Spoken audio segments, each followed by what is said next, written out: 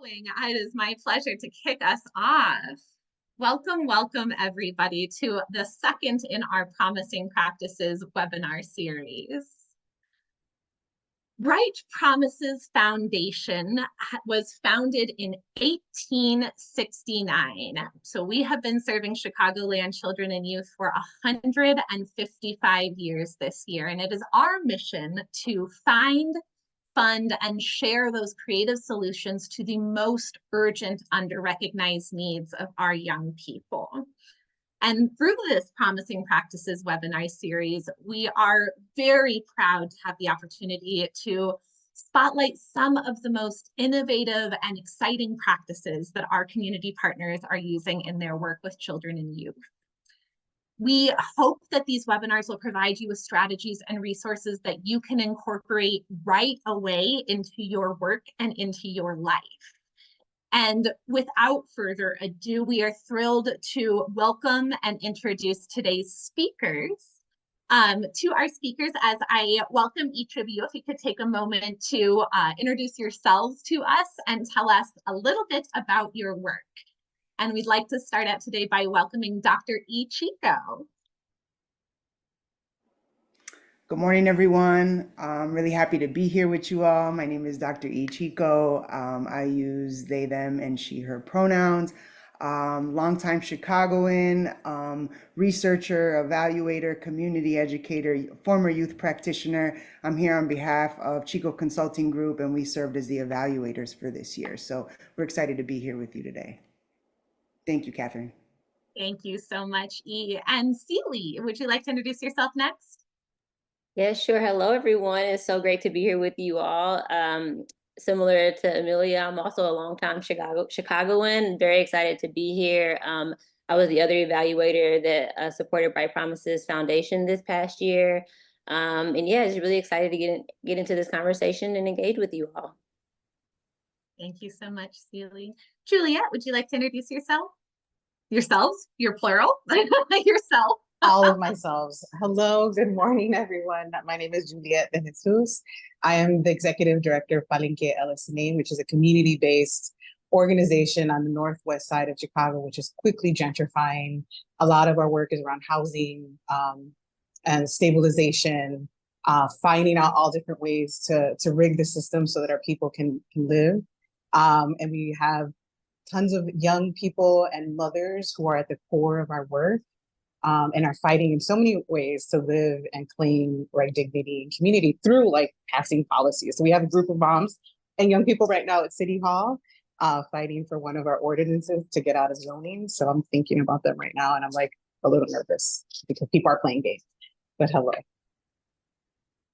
Thank you, Juliet. We appreciate you being here with us when this important work is happening real time in our communities. Wisdom, could you introduce yourself to us next? Good day, everybody. My name is Wisdom Baty, also a wonderful longtime resident of the South Side of Chicago. I am representing the organization A Long Walk Home and their healing community practices. I work with young Black and gender expansive youth, Black girls in particular, to end violence against women and girls. We do that through the catalyst of art and activism. And I'm really excited to be on this panel today with these esteemed guests. Our relationship to Bright Promises is that we are a grantee of Bright Promises, and we also have some of our youth in the Bright Promise Youth Council. So I'm really excited about today.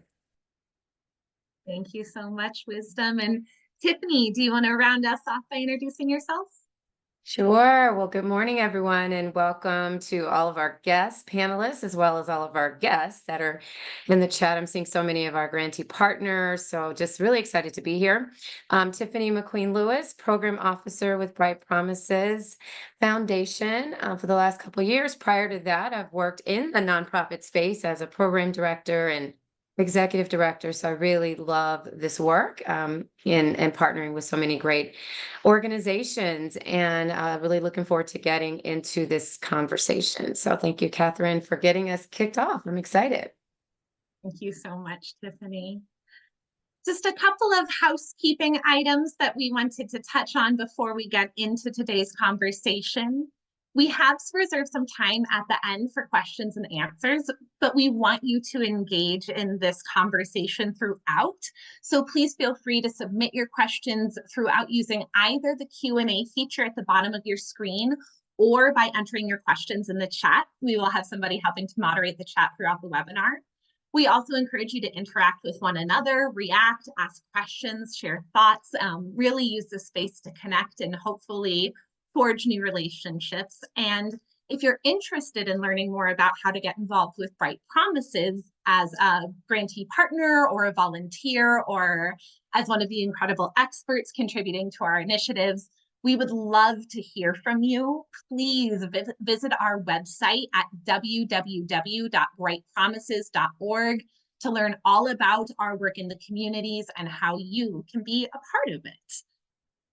So with that, I want to pass it on now to Tiffany, E, and Ceily, who are going to start off today's conversation with the look at the question that brought us together, which is, how do we measure healing?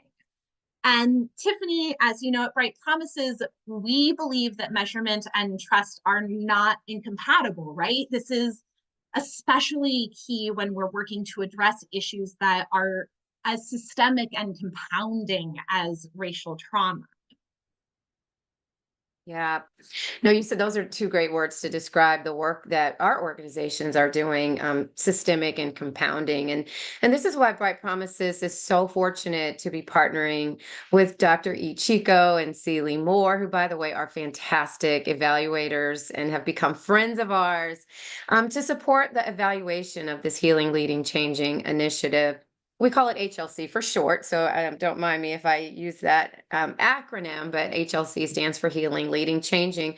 But we're really excited about this initiative. It's a collaborative of 15 community-based organizations, 2 of whom you see here today, many of whom are also here, viewing this webinar. And we, Bright Promises has led this work, and we're working with and across communities to recognize and address racial trauma in Chicagoland children and youth. And over the course of this initiative, Bright Promises will have invested $2 million in strategies that are youth-led, adult-supported, and community-driven. So this year, as I mentioned, we were fortunate to work with E and Ceily to evaluate this initiative over the last year. And so we're going to share some really exciting findings with you today. And we also are going to share the report after this webinar is complete. So E and Ceily, when we're talking about something like healing from racial trauma, as Catherine mentioned, systemic, compounding, heavy issues, what is the purpose of evaluation? Like, what are we really measuring here? Great. Thank you, Tiffany. Right. These are big topics, right? Like, this is a big task when we're thinking about how we're evaluating something like racial trauma. I do want to highlight that really the purpose of evaluation is always to identify like what's working, right? What are we doing well? What tools and strategies are supporting individual and collective growth, development, and relationship building, right? And so the thing I want to note, right, that I'm sure we're all like grappling with is healing from racial trauma is lifelong work, right? Mm-hmm. It's not something that has a definitive endpoint. Many of us on this call, I'm sure, are like, we're grown folks, right? We're grown adults, and we are probably at various points in our healing journeys, right? And so when we think about beginning this work with young folks, really what's coming up for us is that when doing this with young people, there are a number of conditions that need to be met, right? And all of this is illuminated in the report as well because you all are doing it. And those conditions are trusted adults, right? Safe spaces, consistency, opportunities to discuss relevant topics. And the piece that's really key for me too is respecting intersecting identities, right? Mm-hmm. And evaluation, and we'll dig into a little bit of that when we talk about the findings from the report. But evaluation helps us understand the conditions and opportunities that allow for healing to take place and hear the stories of those who are most impacted by the work. Yeah, and I think, and Tiffany, you also, asked us like, so what are we really measuring, right? Because we really aren't able to measure, right, how much someone has healed from racial trauma. And so what we're really looking at, and I think that is highlighted through the questions that you all ask your grantees is, we're actually measuring practices, and more Mm, specifically, the ways in which participants are engaging in those practices, or, what we call them later on, and what I think what we call them in the report are strategies and tactics that the mhm. organizations are using, right? And so Amelia kind of highlighted some of those things, such as trusted adult and having a safe space. And we'll definitely highlight a lot more of those strategies that folks use later on. But that's really what we're looking at there, and not really like, well, how much have you healed from racial trauma, like in this Mhm. past, understanding that it's lifelong work, and it's very private and personal work, too. And so Right. making sure we're respecting those spaces of it, but really looking into those practices. Are these practices working in supporting the young people and beginning to engage in that work for themselves? Absolutely. That's great. And I like the words you use, journey and continuum, that this is a process. It's a process, and it's hard to put a measurable, quantitative sort of metric around healing. And so I'm so glad that you really uplifted this idea of the practices at which we can sort of move them along that journey and that continuum.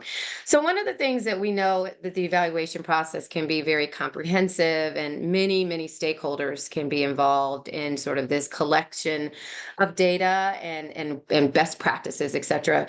And so from your experience, who should be a part of measuring, recording, and reporting this impact?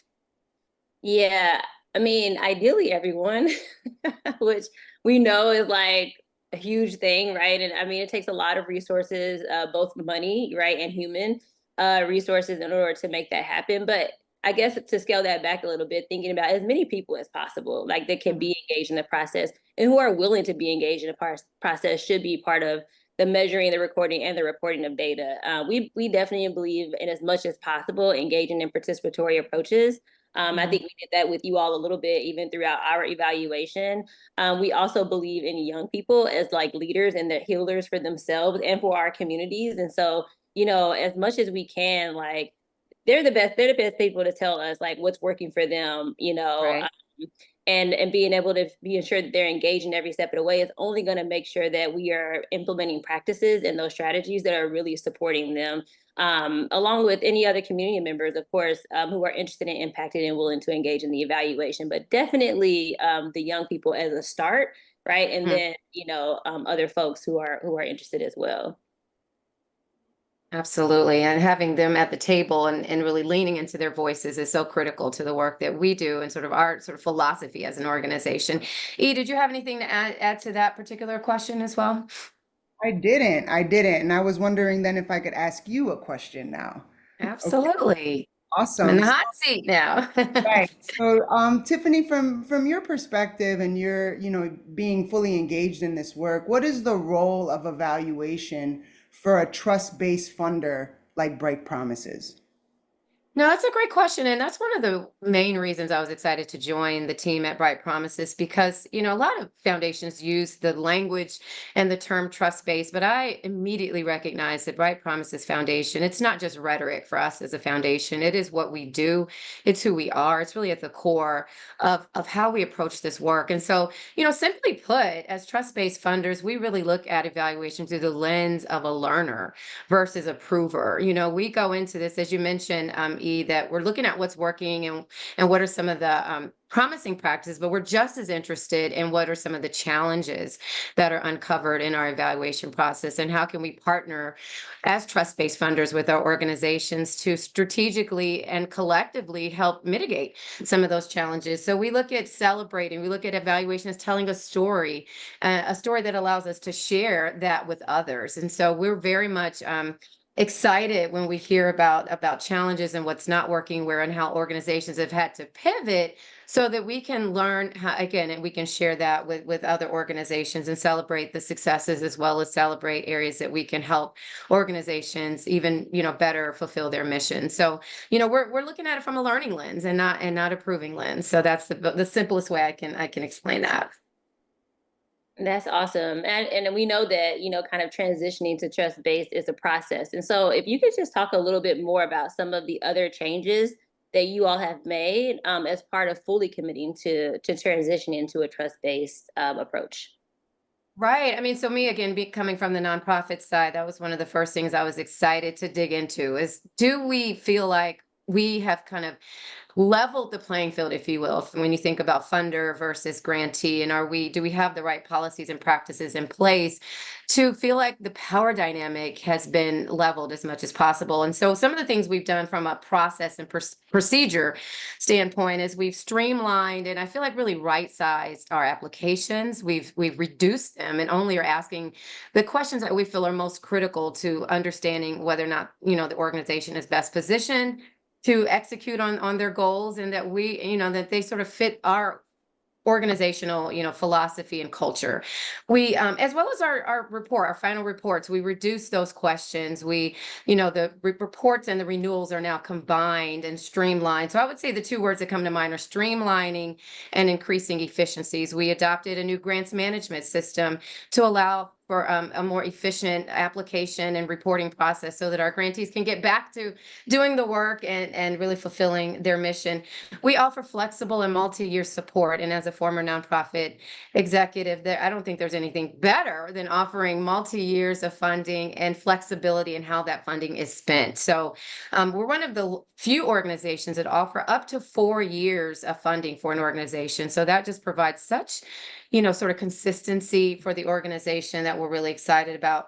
We also have opted for conversations. Our mid-year check-ins used to be a written report, and now we have a conversation, not just with individual organizations, but with a collective group of organizations. So not only are we learning from them, but they're learning from each other, which is another really important trust-based principle. And then the other thing I'll just mention finally is that we solicit feedback and we act on it. We're saying, is this working for you? Are these questions, is this too burdensome for you? How can we make our processes better, more efficient? How can we, really collect your feedback and act on it in ways that we're delivering our programming as a funder? So, and you know what, we're open to learning more. So that, again, we're on this trust-based funder journey. And so we're still finding ways to fine tune how we show up as a trust-based funder and how we can learn more from our grantee partners so we can be even more effective at that. Yeah, I mean, I feel like E and I have even experienced that, with you all, as we're learning a lot more about trust-based philanthropy and also like trying to support you all through that work. Very responsive and very supportive. And so I can only imagine what that looks like for your grantees as well. So thank you for sharing that. So yeah, thank you, and I hope that they feel the support. We hear a lot from our grantees that we're unique in that regard. So we're proud of that, and we're going to continue to build on those practices as well. Well, this summer we published, with the help of you, actually a report summarizing some of the key findings and questions that were uncovered this year through the Healing, Leading, Changing initiative to address racial trauma, youth racial trauma. And again, we're going to share that full report with all of our audience members here. And again, we just want to thank you all for the great work in putting that report together, and thank our grantee partners for really providing all the great data that helped to pull that report together. So can you share with us, what are some of the key points from this report that you think are important to highlight with our audience here today? Great. Yeah, we'll highlight a few. We don't want to take up too much time here because we really want to hear from Juliet and Wisdom and all the beautiful things that they have to share today. But we'll highlight some key pieces. And hopefully when you dig into the report, you'll read what we're highlighting and then be able to really understand some of the qualitative elements that are in there with some of the rich narrative that you'll be able to read in the report. But one of the things that I wanted to highlight were the benefits to young people, right? We're here in service of young folks. And the thing that really stood out to us and stood out in the report was how youth leadership specifically, and when we talk about youth leadership, we're talking about young people facilitating workshops, talking about young people leading actions in their community, leading peace circles, presenting to adults, right? And how this youth leadership and this youth-led work supported young people in developing their voice and their advocacy skills, right? It's really powerful. And I think when we started to dig into some of that data around advocacy, we saw that this work deepen their understanding of racism and other forms of oppression, right? So we saw that some of your young folks are now starting to grapple with sexism, right? LGBTQ plus rights, transphobia, women's rights. And by you all taking and embracing an intersectional approach and incorporating the full richness and complexities of young people's identities, grantees and the young folks that you all are working with, we're able to really deepen this healing work. And we think that that's something that's really, really important. And it really stood out as something worth noting and something that both impacts young folks, but also, right, the adults and the community at large. Oh, and the other piece, sorry, I'm thinking of going back and forth, but here we go. So, and just generally, I'll just say one important finding is that all grantees responded that they agree or strongly agree that they improved, or that you all improved, enhanced, or expanded your youth programs, right? Grantees are sharing, you all are sharing that you implemented new and or creative approaches to addressing racial trauma. And some of those examples include an advocacy art show, a mental health zine, and a lot of opportunities for storytelling. I think what was really hard in doing this work was that I was like, I wish I would have been able to attend the advocacy art show. I want to see a copy of that zine. Like, let's hear some of these stories, because we got so into the data and hearing about these practices and these strategies really made us want to experience it fully. But Ceily's going to talk a little bit more about the strategies. Yeah, so one of the things that really came up and that we talked a lot about, and I mean, it really is kind of the foundation of the work that a lot of the grantees are doing, are the different strategies and tactics that they are using. And so grantees are using a great deal of strategies and tactics to both recognize and address trauma. So there were 11 strategies identified that recognize trauma, 16 strategies identified that address trauma, and 20 strategies that grantees use to both recognize and address trauma. But one of the things that we really wanted to highlight is that, grantees are using similar strategies across the board, right? And so they highlight the importance of relationships, having one-on-ones with young people, along with opportunities for youth to lead. And so there are some categories that we kind of put them in, such as one-on-ones, so strategies that they're using to create opportunities for one-on-ones, strategies they're using for relationship building, trauma-informed care. There's a lot of youth-led groups and workshops, a lot of civic engagement and activism happening, creative outlets, some of which we'll hear about in a few minutes, which have been incredible, and just a bunch of other resources, tools, and restorative practices. And so folks are using a lot of similar strategies, and we definitely think that, that might be something that could be cultivated a little bit more in the future. Absolutely. Sounds like a funding opportunity, some collaboration across organizations. That's awesome. That's awesome. I'm going to kick it over to Catherine, because now we get to hear from some of those organizations and specifically some of those strategies that they put into practice. So thank you, E and Ceily. Thank you so much, Tiffany. And I am really excited to get to welcome to the Zoom stage now, Juliet, who is here representing our treasured community partner, Palenque LSNA. And Juliet is going to share with us some of her and her team's firsthand experience leading this work in our communities. So Juliet, we would love if you could tell us a little bit about how you and your team at Palenque are addressing the racial trauma caused by the current migrant situation. Hello, everyone. So, we found ourselves like so many. Are you able to hear me? Okay. There we go. I'm getting notifications.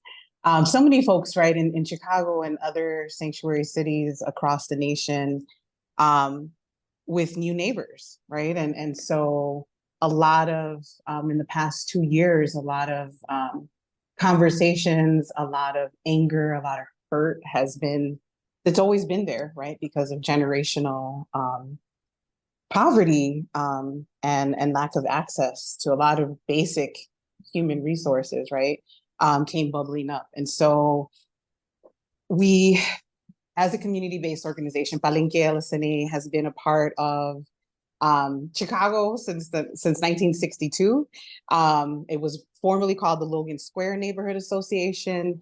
And 4 years ago, when I became ED, we went through this process of who are we now? Who are we being called to be as an organization that at our base is primarily Latina moms, immigrant moms, migrant moms, and young people from our community. And always, right, in a segregated city, such as ours, one of the most segregated cities, we also, within our schools, because we have parent mentors that we organize with and build leadership with in our schools always have around 5 to 10% African American, right? And so here we are in 2020, as you all remember 2020, being this moment of reckoning in so many different ways. We, as a Latinx-led organization, we had to say, we need to figure out how to do solidarity work, right?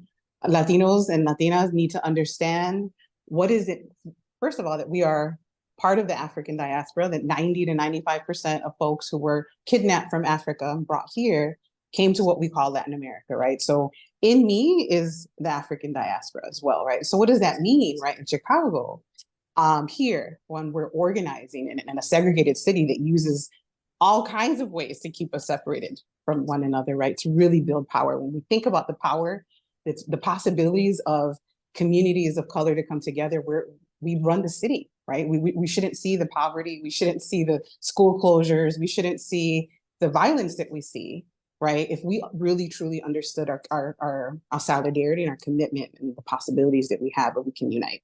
So that's been our mission. We renamed ourselves Palenque LSNA in order to constantly force that conversation of solidarity and who we need to be as a Latinx organization. So we found ourselves here. We're like, okay, so we got all these mamas in all of these schools, 12 of our schools locally.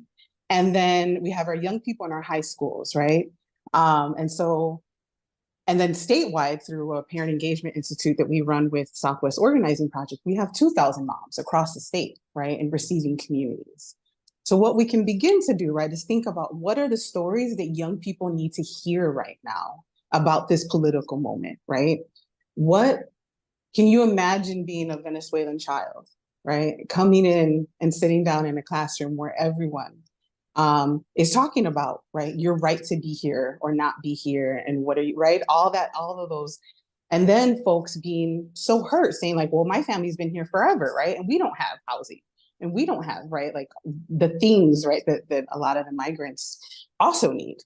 And so that was where the social story idea came from. We said, okay, Chicago needs a social story, right? And I get that because I have 2 boys who are autistic. 2 of my youngest sons are autistic. And so we have social stories are part of our lives, right? Like, okay, we're gonna go to this thing, let's break it down, right? They'll ask me, Mom, what are the rules for this bad boy, right? And so we'll break out the rules. Okay, this is where we're going to, these are the expectations, this is where you're at. And so that's the same thing, right? We all need social stories. We all need to understand, right, who we are and what's possible and what's expected of us and what can we do. So that's where we started working the coloring book. I feel like I'm going to lose everybody if I start trying to navigate into different screens. So I'm just going to keep talking. I know my skills and I know where I don't have them. So we, the coloring book started the idea of, we'll start with the little ones, right? We heard from a lot of teachers that they were so busy translating all day and dealing with such high needs that they didn't have even room and space to even have a conversation about what was happening, right? So we started there, and that's where a lot of our parent mentors, our mamas, are working with, pre-K to 6th grade for the most part, some in 8th grade. And, a lot of our young people, some of them were African American, some of them, are Mexican, 2nd generation, some, and some were newcomers. We had newcomers too, right, in the team. And just the conversations between them took weeks to even, right, to get on to unpack the feelings, right? And so there was the question of like, well, why are people coming here if we don't even have the things that they want, right? And that's a legitimate question, right? And so the need to talk about geopolitics, right? Well, the US is going in and destabilizing the situation there, and right, and it's to a point where people have no choice but to leave, right? And can you imagine crossing 7, right? 6 borders. And so having some of that, right, like longer, you know, bigger contextual conversations with young people that young people can handle, right? We think that we have to start the story where it really begins, right? And it's always, for me, it's always ground zero's colonization, understanding how colonization continues to live right here and now, and understand, right, the US's role in the push factors that people need to get pushed out. So once young people began to unpack that and understand, right, what was happening, and that Chicago has long time been a sanctuary city. You know, we went back to like 1838. Chicago was a sanctuary city, right? When Chicago, the city council of the time, whatever we called it, right, that body, refused to return those escaping enslavement, right, in the South. That was the first time Chicago became a sanctuary city. And we should be proud of that history, right? And so how do we continue that history? And so that's the coloring book. Young people began to ask each other questions, began to interview sometimes their grandparents, right, if they came from the US South, or their parents crossing from Mexico. And we began to create this storyline, right, of these 3 little kids, right, 3 kids who are remembering how they got here to Chicago and are figuring out a way to welcome each other, right? And that was the feeling that we wanted all of our young people to have, was that welcome to the opportunity to create solidarity, so that together we can figure out how to have housing for all. So that together we can continue the struggles, right? Like, welcome to the organizing tradition of Chicago, where all people have been struggling, right, for a lot of these resources in our communities, right? And so we wanted young people to have a way to identify themselves in this moment, and also to say, like, and we can shape the future that we need. The comic book, that was a coloring book. The comic book also, within a similar vein, but we did this in the high school, Schurz High School, that had a very large percentage of newcomers coming in. And it was a way within the bilingual club. We're not trained, we're not social workers, we're not therapists, right? But we're organizers, and we know that people's stories are the way to politicize people, right? Once people understand that their personal pain, right, what they've experienced, actually is situated within a systemic structure, right, and a history, then it becomes less about my shame, but it becomes, wow, look at what we have survived. What do we need to continue to do, right? And how do we shape the future that we need? And so through that very slow process of getting to know some of the young people from Venezuela, from Peru, from Ecuador, they began to share their stories. And we always, you know, we didn't claim to be social workers, so we didn't ask, like, people, you know, like, tell us everything, right? To just share what you want to share, right? And created a safe space for that to happen. And then they began working with the artist and created this beautiful comic book that, you know, thank you for putting it in the chat so that I didn't have to mess everyone up. And which was a composite story. So it's no one, you know, it's not anyone's straight up story. It's a composite story of a bunch of young people, right? And their journeys and what they saw coming here. And again, it's a tool that we want to use in classrooms, in community, to create the dialogue that people need. And for young people, all young people, and I'm thinking about the newcomer young people, to understand that they can shape the history, they can shape the future that they need, right? If they can find community. But if we keep rejecting young people, if the rhetoric keeps being, you are not welcome, you are different, you are other, we're losing an opportunity to include, right, their brilliance, their audacity into the organizing family in Chicago. And we need them, right? We need them.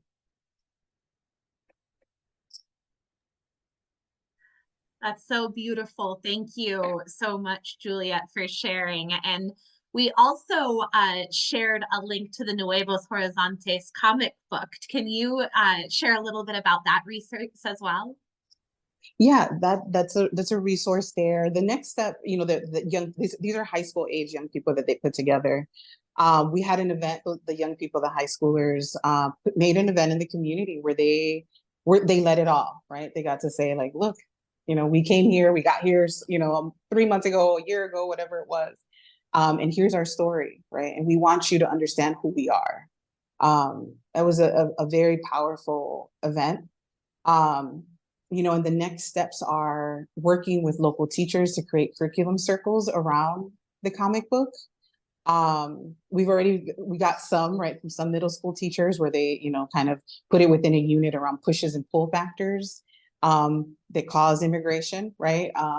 But we want more of it, right? Because we know that this is a really, it's a beautiful tool. And for young people sit with teachers to create the curriculum, right? So that's our next step. We're looking for funding for that, working with CPS to get it into as many classrooms as possible to get it printed, because we want it to look as beautiful it is. I mean, if you see the comic book, it's a beautiful comic book. The artist, Marcelo Biot, is amazing. He does comic books all the time, right? Like he's an amazing artist. So that's what that process looks like. And I just want to also just shout out that, again, to the point, right, that for me and our organization, organizing is healing. When you're able to change the conditions, right, that have caused you pain and has caused pain in your community and your people, it is so healing, right? To shape policies, to create programs or projects that directly relate to the root of that pain, right? So some of the young people involved in both the creation of the comic book, right, around solidarity and understanding, and the coloring book, are right now in City Hall, right, fighting for a ordinance, the Northwest Preservation Ordinance, which would really support working families who are renting on the Northwest side that's quickly gentrifying, right? We have people developers buying up all of our buildings, and then displacing entire generations of families. And so they are right now fighting for this ordinance that would give the right to renters, the first right to buy a building if it goes up for sale. So renters would have the first right.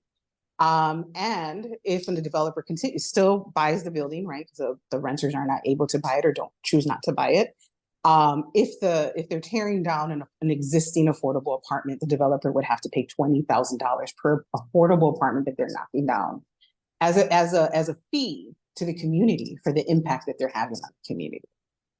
So that's, it's telling your story, understanding you can shape your future. Organizing is healing, right? And so that's, yeah. I'm excited, and I hope to get a text pretty soon that it passed out of committee. Oh, keep us posted, Juliet. We're all going to be sending that energy out to those amazing youth leaders who are at City Hall, representing all of us right now. Incredible stories being shared. Wisdom.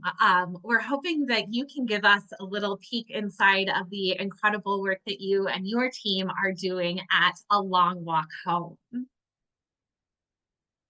Yes, I'm gonna share my screen. But before I share, I just would like to say that was really beautiful to hear from your organizing ethos and like community work, Juliet. A lot of the themes you will also see in the work that we do at A Long Walk Home. So I think that this is just the way that it must be. And it's also, how we decolonize our minds and, our everyday practices. And, shared storytelling is just extremely powerful and is necessary. So, and we also have a coloring book that I'm going to share too. So, all right. I'm gonna start. Thumbs up if you can see my slideshow. Okay, so A Long Walk Home is last year made 20 years. The Girlfriends Project, which I am the program coordinator for, made 15 years this year.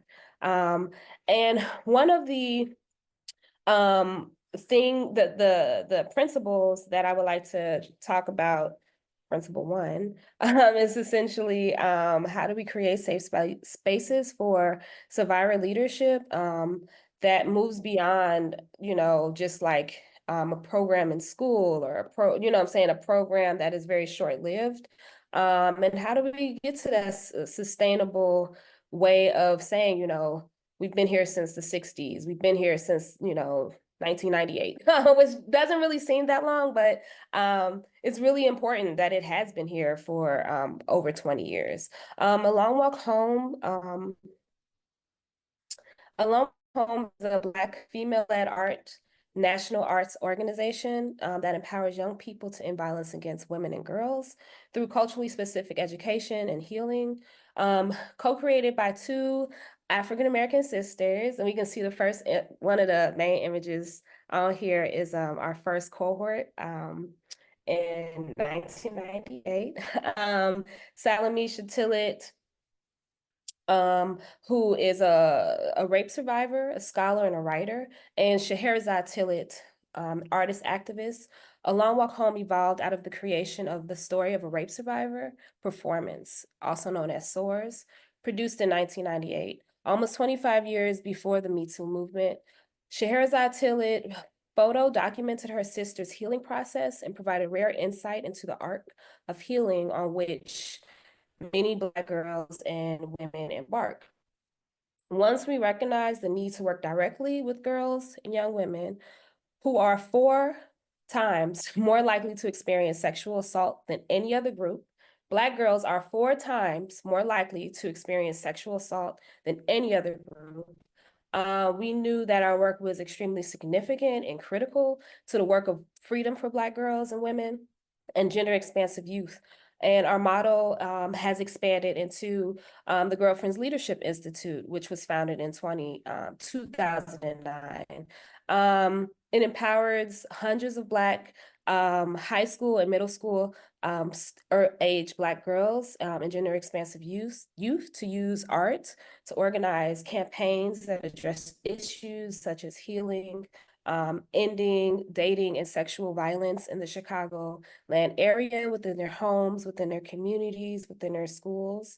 The Girlfriends Leadership Institute includes a summer and year-long after-school program, of which we make sure that the girls have free counseling, wellness programs, and an alumni network. This is just an example of what is care? Care for myself is not self-indulgent. It is self-preservation, and that is an act of political warfare. And so these are just like, this is the first image of the first cohort up here. And then below we have our latest cohort in the summer classroom at the School of the Art Institute of Chicago. And so the work that I will really discuss is very intersectional, and so it leans on racial violence, but also sexual violence. And so here's an example of the coloring book that one of our youth worked on this year as an independent art project for the summer. And essentially it's about the practices, the care practices of A Long Walk Home. It highlights the unique self-care and community care practices of girlfriends leaders and the use of healing from trauma and violence. In our organization, creative practices such as photography, yoga, altar rituals, dance, breathing exercises, art making, journaling, waist beading, Black feminist theory, sisterhood, and group therapy are utilized as radical acts of resistance for Black girls and gender expansive youth. So you can see us journaling. One of the things that we did and do in our summer program, daily journaling, where we ask, take a photograph of how we feel, Polaroid of how the girls are feeling. This is like the when we tap into each other and kind of like feel each other's cup before we start our day. And then also, like, I just love this picture of this rest moment, because rest is a beautiful part of self-care, something that we don't get enough of as Black and Brown organizations. And so one of the second elements or ethos is developing youth organizers with artist activist training that focus on self-expression and solidarity ethics. Historically, youth leaders, of course, as we know, are in the front lines of civil rights and women's liberation movements.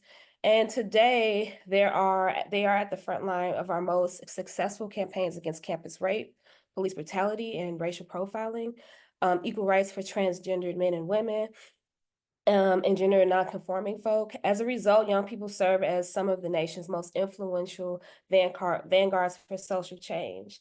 This is an image of the exhibition, The Black Girlhood Altar, which was an exhibition that honors, this is the latest iteration of the exhibition that honors the names of these 8 Black women that have either gone missing or died, or stories have been, have very complicated histories with sexual violence within their communities. And, A Long Walk Home currently is in the process of working with the city of Chicago for the Monument Project to erect the Rekia Boyd monument in Douglas Park. But I would just go back to this image because remembering and honoring is a way that, we develop, and we develop the solidarity work, but also we develop and celebrate our culture. And not just celebrate our culture, but we don't forget what has happened. We, it's a part of our healing process together as well.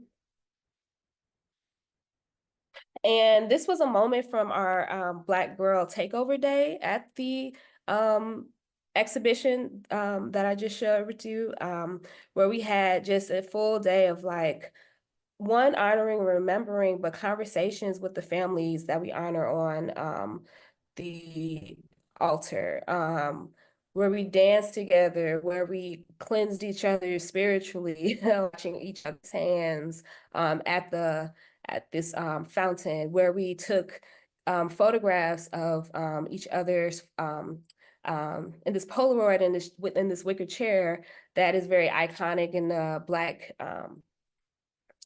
community. We know the Black Panther wicker chair series. So peer-to-peer and community organizing is at the foundation of the Girlfriends program. The Black Girlhood Altar project, the first iteration, was inspired by an alumni, Angelina Kofer, who was a storyteller.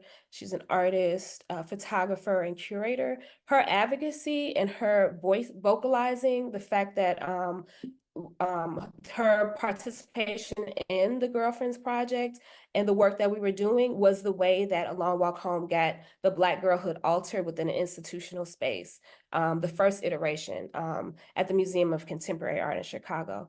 And for the past, this was our summer youth girlfriends.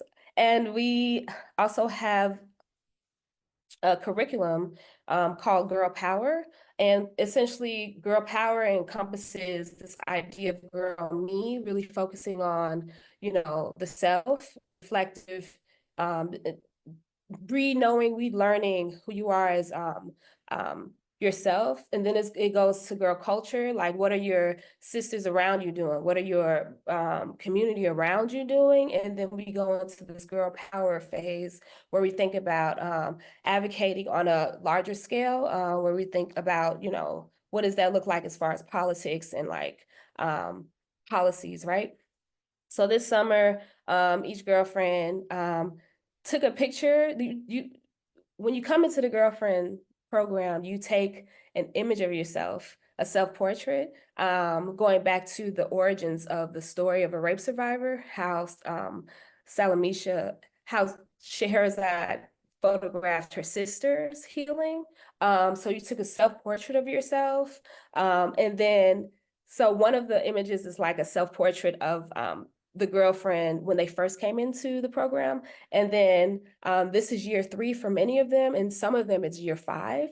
And so the other image is their current self-portrait. So it's kind of a look back of the healing process that they've experienced. And so it's a really beautiful story to really think through. And I just want to shout out all of the girlfriends, but my daughter is actually also in the program. And she's the one with the red hair on the bottom. And what we do in solidarity efforts is equally important. For the past 7 years, Along Walk Home has partnered with missing and murdered Indigenous women and girls in Minnesota.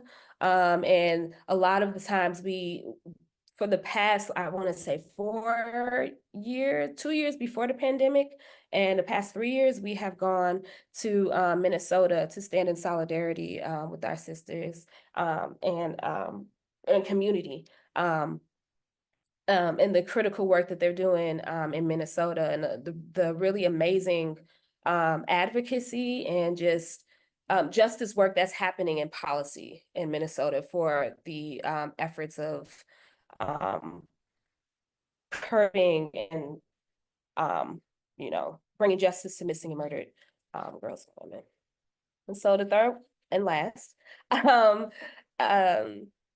is Black girls and gender-expansive youth are change agents, and they are the experts in solving their own problems. Black youth and gender-expansive youth are using their limited resources always to create sustainable change. Young people have spearheaded the campaigns of Black Lives Matter, Say Her Name movements in general. And so it is our responsibility to constantly know that the visibility of Black girls and the healing of Black girls is the work that we must do. And that it is also constant. And like I would like to quote Scheherazade Tillet, there is not a time when we don't need healing. I'm going to play a short video. I don't know if you have 3 minutes, but I'll just play a little bit. You know what, This is Wisdom? So that we have time to make sure we get to folks' questions, is it okay with you if we share the link to the video as part of our follow-up so everybody can watch the whole 3.5 minutes? Yes. Awesome. Yes. Wonderful. Thank you. Great. So everybody keep an eye out. In addition to the other great resources that we're going to share out, we'll make sure that you get that video from Wisdom. And Wisdom, thank you so much for, gosh, those photos of the evolution of the girl self-portraits are really, really cool to see. And we'll make sure to share out everything that we've shown on screen today. We will share with all of you. So thank you again for those great slides. We do have one question that I want to first address to E and Ceily, but Juliet and Wisdom would love to hear your firsthand experience as well as folks who are on the ground with this. But our attendee has asked that we've offered great insights into the why, what, and who of evaluation taking a trust-based approach, but when do the different stages of evaluation happen in a trust-based context? Ceily or E, do you want to take a first attempt at answering that? I was like, I don't know, here you coming. Yeah, I mean, ideally, it'd be really wonderful if the individual would provide a little bit more context, but I don't feel like that the way that we engage in the evaluation practices with trust-based philanthropy is very different than how we would typically engage in evaluation practices. And I say typical too, knowing that E and I, but our Chico Consulting Group, we definitely do evaluation a little bit differently than other folks too. And I think that's one of the things that makes us unique. And so I definitely think that as far as the actual stages of evaluation, which, there are several, but, typically the four are like planning, the implementation, the completion, the reporting, like all of that is still happening at the same time. But I do think that with us wanting to have a more participatory approach, with us wanting to engage with Bright Promises and pushing them a little bit more, even in their, trust-based philanthropy, we're having those conversations with the, hopefully, next year with the grantees, throughout, which is something we wanted to do this year, but weren't able to. And also with Bright Promises Foundation, and thinking of ways that grantees and Bright Promises Foundation can definitely include more of the youth voice in this. And as we heard from the grantees, they're already doing so much of that in their own work. And so just making sure that shines through their evaluation practices as well. But I'm not really sure if I answered the question because I'm, but that's my initial thoughts on that. Anything else that others want to add? Yeah, I would just say that it's, it's a continuous improvement cycle, right? Or it's a process that is ongoing. And so instead of thinking about evaluation at the very end, when folks maybe are like, "Oh, what did we do? How did we start that?" Right? Like really thinking about various points at the beginning, engaging in conversation, what's working. We're going to do this work to, implement some really rad art-based curriculum. What do you all want to see? So they're part of the planning. And so then when thinking about how things are working and implemented and how we can evaluate it, right? They've been a part of all of the processes. And so there's an opportunity to really collect some really valuable data from them, right, if you will, right? Because they're able to see the various points of planning, implementation, feedback, recreating, reimagining, right? And so I would say as early as and as often as you can incorporate or include young folks and community members in evaluation, the better. And really taking that energy off of it, and right, just let's have a conversation. Let's just have a conversation, right? Sometimes it's really is that we have a couple questions to pose. Let's hear what you have to say. You don't want to talk about it? Let's put them on the wall. Let's post them on the wall. Cool, cool. Let's find other ways for us to engage in that conversation.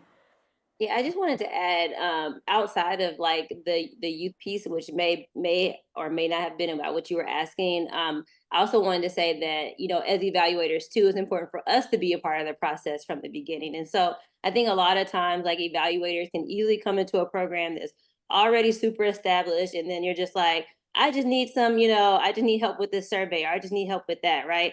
But without us being like fully engrossed in your programming or really understanding exactly what you're doing, providing like a little bit of research, watching and like observing some of the programming, having conversations with you, the staff, and the young people, right? That is going to give us, I think, a much better idea about how to even go about the evaluation practices. And so I just think that like, I think what Amelia is saying is absolutely right, but it is a continuum and it's something that we should be constantly looking at. And if something didn't work, which there were things that didn't work, right? And we're having conversations about, well, how do we fix that for next time we are collecting data so that we are making sure that we're collecting accurate data, making this as easy as possible for the grantees, and being able to support them in doing their incredible work. And so just wanted to add that too, that the evaluators also need to be a part of the process as soon as possible. Yes, Ceily, and that's way that we are constantly learning and growing and looking to continually improve. So thank you for partnering with us to help us get better. We will be sharing these wonderful, promising practices that have been highlighted by Juliet, by Wisdom, by E, and Ceily as part of the follow-up from today's materials, in addition to links to the coloring books, comic books, and the great video that Wisdom has to share with us as well. And as we come to the close of a jam-packed hour, we want to come back to that question at the top. So how do we measure healing? And the answer is that we don't. We experience it and we witness it and we support it. But that doesn't mean that measurement isn't still important. Evaluation plays such important roles in building these relationships, strengthening these collaborations, and ultimately adding to the body of knowledge and community of practice that's going to drive the systemic change we're all working towards. So we want to thank everyone, especially Ceily, E, Juliet, Wisdom, Tiffany. Thank you so much for joining us and for being so generous with your experience and expertise. Again, a recording of today's webinar will be shared via email with all of you, in addition to all of the great resources. There's also going to be a survey that'll pop up at the end of the webinar. Please take 3 minutes to share your feedback with us so that we can do better at meeting your needs and getting these great innovations into your hands more effectively. And we also want to take the opportunity to invite everyone to join us on October 23rd for our 2024 awards celebration. We will be announcing our largest ever cohort of community partners in our recent history. Please go to Bright Promises website to find additional information about this wonderful community celebration. But we do hope all of you here today will join us in person on Wednesday, October 23rd. And with that, we want to thank everyone again. We will definitely share contact information for all of today's speakers. Thank you all for taking the time for being a part of today's webinar, and please do stay in touch. Thanks Thank all, you and have a all. great day. Thank you. Thank you. Bye.